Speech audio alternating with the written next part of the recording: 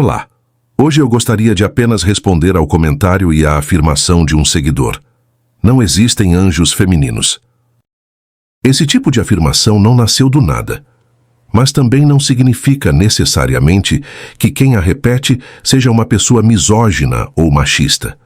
Na maioria das vezes, ela está apenas repetindo uma ideia que aprendeu, uma ideia moldada por séculos de tradição religiosa equivocada, uma visão misógina criada historicamente e incorporada pela estrutura religiosa, transmitida de geração em geração como se fosse a verdade bíblica. O resultado é que muitas pessoas defendem essa ideia com sinceridade, acreditando estar fiéis ao texto sagrado, quando na realidade estão sendo fiéis apenas a erro de tradução. Hoje eu quero expor a origem desse equívoco e mostrar o que o texto bíblico original realmente afirma. Para entender por que muitos dizem que não existem anjos femininos, precisamos voltar ao início da Bíblia. A raiz dessa ideia está em Gênesis capítulo 2 e na tradução da palavra hebraica tsela, traduzida como costela. Palavra usada ali não é costela no sentido anatômico moderno. Tsela é uma palavra polissêmica, assim como a palavra manga em português. Ela pode significar costela, sim, no sentido anatômico, mas o seu campo semântico é muito mais amplo. Tsela também significa lado, face, parte lateral, e em contextos estruturais indica um elemento interno de sustentação, algo que já fazia parte da estrutura e foi separado, não algo criado do nada. Diante do contexto do texto bíblico, Deus não criou algo de Adão ou para Adão naquele momento.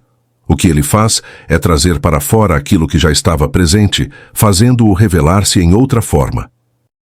Isso mostra que a mulher não foi criada como uma derivação do homem, ou a imagem do homem, mas formada a partir de algo que já existia no humano original. E, portanto, ela é tal como o homem, a imagem e semelhança a Deus. A mulher é a imagem e semelhança de Deus tanto quanto o homem.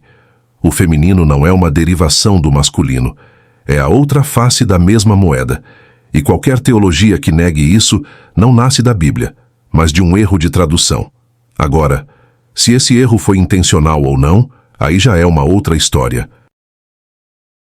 A ideia de que anjos não podem assumir forma feminina não surge do texto bíblico original, mas de uma concepção muito mais antiga e profunda, a de que o corpo da mulher seria algo profano, inferior ou impuro.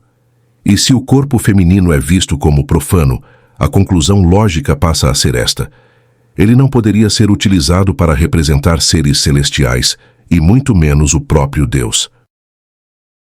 O texto de Gênesis afirma que Deus criou o ser humano à sua imagem e semelhança. Homem e mulher os criou. Ou seja, a imagem de Deus não está restrita ao corpo masculino, nem limitada a um único sexo, forma ou biologia.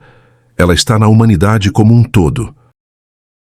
E além do mais, se o corpo feminino fosse por natureza profano ou impuro, então a própria criação da mulher seria uma contradição divina, algo que o texto bíblico jamais sugeriu. E há ainda aqueles que tentam justificar essa tradução errada com frases bonitas. Ah, mas a costela ficava perto do coração. Isso é prova de amor. Outros dentro da própria igreja recorrem a um jargão conhecido. A mulher é a coroa da criação. Isso pode até soar bonito, pode até emocionar, confortável aos ouvidos, espiritualmente palatável, mas não resolve o problema. Na verdade, apenas o agrava. Pois ao insistirem nisso, continuam retirando da mulher o status de algo plenamente sagrado, tratando-a como um enfeite e reduzindo-a a um adorno da criação. Bonito, sim, porém, secundário. A ideia de que não existem anjos femininos não nasceu no céu. Ela nasceu de uma tradução inserida dentro de uma tradição misógina. Uma tradição que não apenas condenou a mulher, mas a classificou como algo impuro. No texto de Gênesis, não se afirma que Deus criou a mulher. O verbo utilizado é outro, e isso muda tudo. Há um detalhe em Gênesis capítulo 2 que costuma passar despercebido. Para o restante da criação, o texto fala em criar. Para a mulher, o texto fala em formar. Quando o texto se refere ao surgimento da mulher, ele não usa o mesmo tipo de linguagem usada para o restante da criação. Em vez de dizer que Deus criou a mulher, o texto bíblico utiliza outro verbo. A Bíblia diz que Deus formou a mulher. Em outras palavras, o texto não sugere que houve uma nova criação, mas uma reorganização do humano original, uma separação do masculino e do feminino que antes estavam unidos. Isso indica que não estamos diante de um novo ato criativo de Deus, mas de uma ação diferente. Uma organização, uma separação de algo que já existia. Veja o próprio texto. Em Gênesis capítulo 2, versículo 22 está escrito: "E da costela que o Senhor Deus tomou do homem, formou uma mulher." Repare, o texto não fala em criação, fala em formação. Isso indica que não houve uma nova criação, mas a separação ou definição de algo que já estava presente no humano original. Portanto, a leitura de que a mulher é uma derivação do homem e está em uma posição hierárquica distinta não nasce da Bíblia, mas de interpretações construídas a partir de traduções equivocadas e tradições problemáticas. Formar não é criar algo novo, é organizar, definir ou separar algo que já existe. Bom, eu espero que essa explicação tenha ajudado você a olhar o texto bíblico com mais atenção e mais honestidade.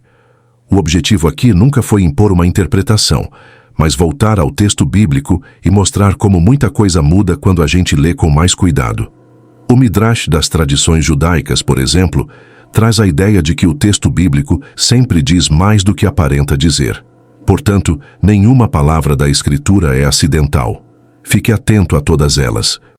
Cada termo, cada verbo, cada escolha de linguagem é importante. E quanto mais atenção a gente dá ao texto, em especial ao original, mais camadas vão se revelando. É exatamente por isso que eu sempre falo aqui no canal sobre a importância de conhecer, pelo menos em nível básico, o hebraico bíblico. Se você quiser dar esse próximo passo, eu vou deixar na descrição o curso Hebraico Livre, que eu recomendo para quem está começando do zero e quer ler o texto com mais autonomia, sem depender apenas de traduções. Não é um curso meu, mas é um material que eu considero sério e que ajuda bastante a entender o texto sem depender apenas de traduções. Atualmente ele custa R$ 397 e o link está aqui embaixo na descrição. Obrigado por ter ficado até o final. Se esse conteúdo te ajudou, deixa o like e a gente continua no próximo vídeo. E que Deus lhe abençoe e lhe conceda forças e sabedoria para trilhar os tempos que estão por vir.